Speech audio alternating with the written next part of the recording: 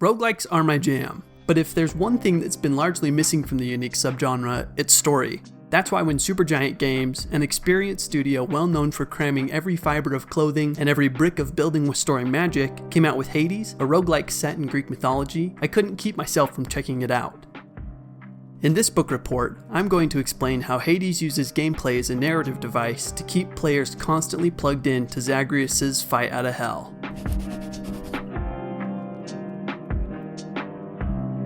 For those of you who don't know, a roguelike is a massively popular genre of video games epitomized by the permanent death of the player. Now, I'm not an authority on the subject, but I did make sure to put in at least a couple of hours to research this video. At their core, I think I'm addicted to this style of RPG for the same reason I like other role-playing games: set building. What I mean by that is when you build a character from the ground up, from nothing to something, and your build determines the way you play the game. In a roguelike, because it's designed around a hard reset, or dying again and again and again, you have lots of chances to start your build over from scratch. And the exciting thing is, because of the ever-shifting procedural nature of the dungeons, skills, weapons, etc., you're always strategizing your build on the fly. Most of the time you're forced to make the best of whatever crackpot trash the game randomly offers you.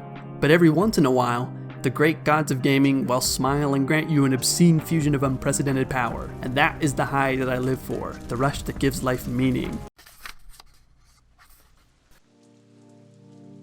Supergiant's games are bold: Bastion, Transistor, Pyre. Each project has put its spin on the genre to make them feel different, and people have certainly taken notice. But if there's one thing that keeps these games back in my opinion, it's that there is a bit of a slow burn before I really get into them. Hades breaks this pattern by throwing you into hell itself. The game wastes no time getting the player right into the external story problem: escape the underworld. There's no preamble, no expository dialogue, just the thing itself. It's tough, but there are some good things the game does apart from other roguelikes to help curb difficulty spikes. The music by Darren Korb is as good as always, their take on the Greek gods is cool, the combat is weighty, consequential, and feels endless because of the wide variety of branching skills to choose from. But what I appreciate most about Hades is how it uses the permanent death mechanic to support the story. If there's one consistent theme across our videos, it's that plot should have meaning, and video games are perhaps the worst compared to other storytelling mediums at meaningless plot.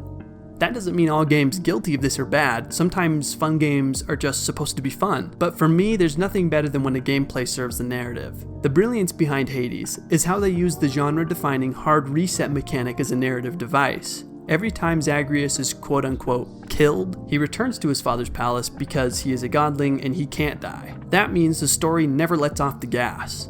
When you return to the hub world, there's new upgrades, new weapons, but perhaps most importantly, there's more story. It doesn't grind to a halt, yank you out of your suspended state of disbelief, and remind you that you're playing a game. Even resurrection after death is a part that makes logical sense in Zagreus' world. In conclusion, Supergiant Games has met, if not exceeded, fans' expectations, with yet another award-winning quality title that you can tell has been a labor of love. And Hades has raised the bar for what other narrative-driven roguelike games should strive to achieve. The most obvious book recommendation I can make for people who enjoy this game and want to experience a similar story would be Rick Riordan's Percy Jackson in the Olympian series, which is about a misfit who learns the powerful truth behind his godlike lineage. Lore Olympus by Rachel Smythe is a hugely popular romance webcomic you can find on webtoons.com that shows even though the Greek gods may be immortal, they still have very human issues. And my final book recommendation isn't about Greek mythology at all, but is still a great read for my fellow mythology junkies, is Norse Mythology, a retelling of popular and some not so popular Norse myths by Neil Gaiman. Thank you for watching. If you enjoyed the video, please consider liking and subscribing. Check out our other videos if you haven't already, where we analyze what techniques TV shows, movies, and video games use to tell their stories. Until next time.